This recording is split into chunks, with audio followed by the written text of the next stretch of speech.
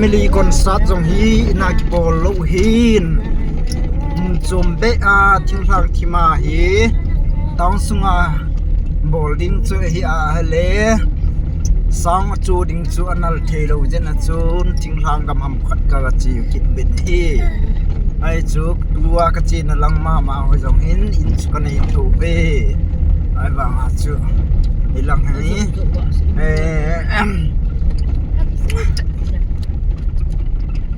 ลังเฮทิปเจ็บเจนาจูก็สาวไม่เห็นเตียนก็สินูฮันนี่ลานนี่ลานเบตัวยังให้วางก็เบะขาเลยไอปิดจุดตะเลตัวก็จีนเอาทิ้งทางหนังหินสาวเทจิงเกี่ยวอินาปันกิโลเมตรนี่โหกิจอดหินลำปีอนุมปนหินสุนลาSungmin time spending once in a blue moon at the hoko iman lawa hile ai thelo na chuka ka chi do hin someone on the steering ta he kan sumi te kazinu kachapa kachanu ama hoba han la sa thi lai ven đang hồi ông các thị đi bên này vào ngã chân nóc nát chú khát về family con sát chú các bố máy hiện tin năm pi vàng ra hạ thế gì nhỉ guys năm pi vàng chú quay lại sung lâu sung chú tiếng lệ lấy xe thì hà lệ hin cô giúp lại vàng chú thề lộ hin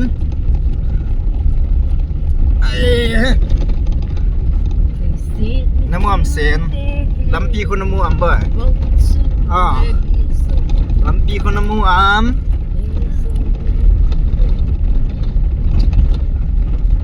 ดูจุงอา family คนสัตว์กี่บอล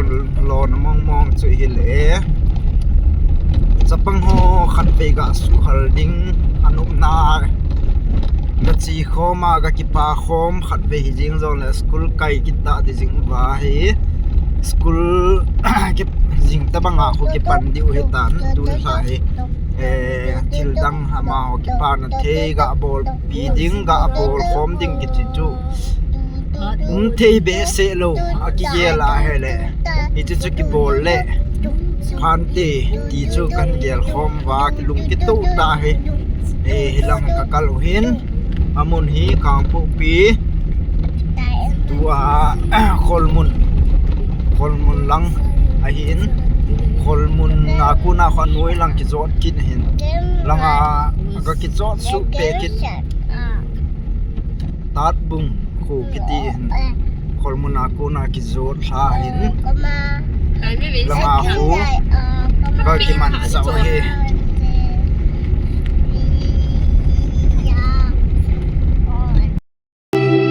Hãy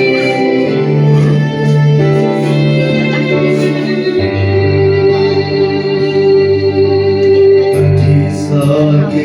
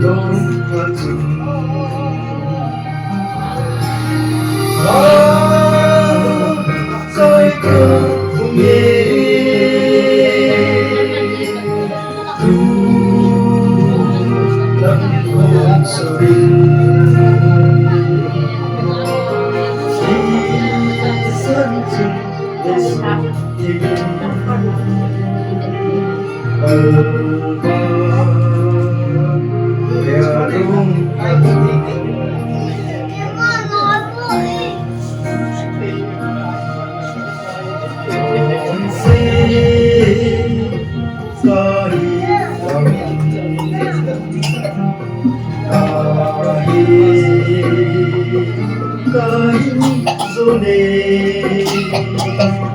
ta đây bên đây so khi sẽ đến ta đi xin mong rằng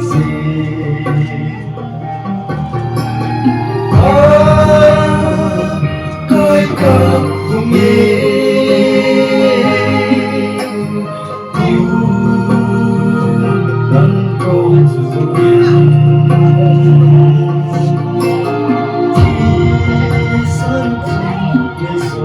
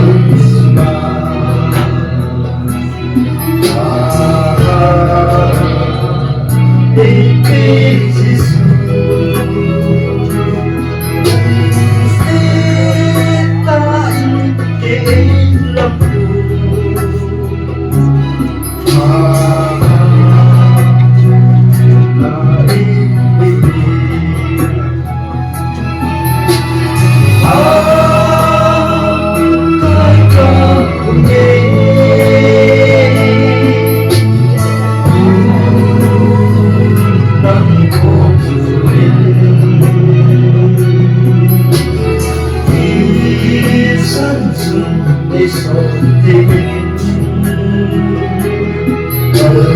ở nhà lúc hát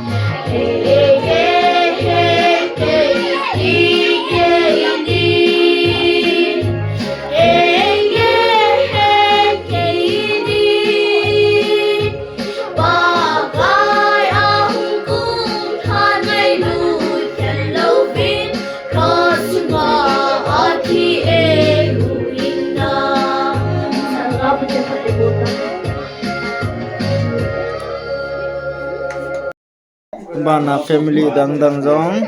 atam win miyang atam zo chi tan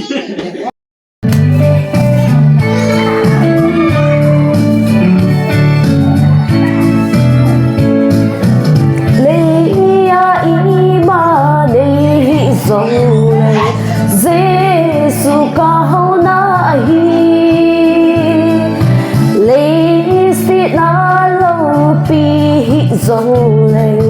Christa ra lâu pi cả hi Hallelujah lâu pi ben ben ca hô na Giêsu a hi ca lung mo kipana Jesus alinom kasa lung ham na nay lâu kahipoy Jesus kalung mo na sam na nay lâu bang dòng lên Jesus ra kahang sa Hallelujah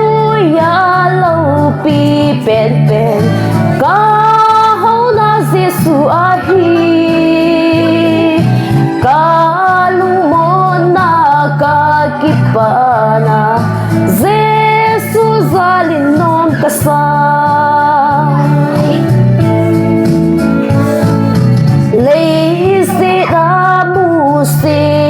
dòng lên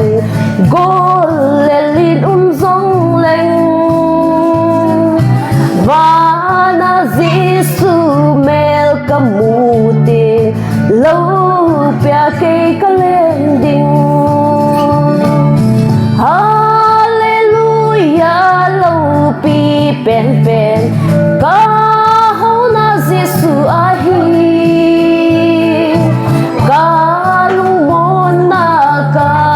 Pana Jesus alinom kasa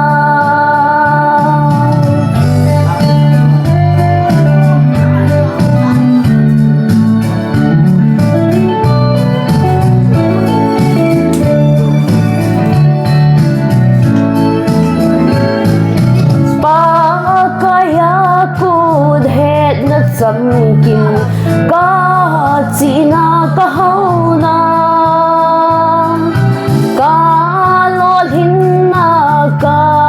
zona bagay kahat na ahi Hallelujah lâu pi pen pen kahau na Giêsu ahi kalung mo na kakipana Giêsu alinom kasa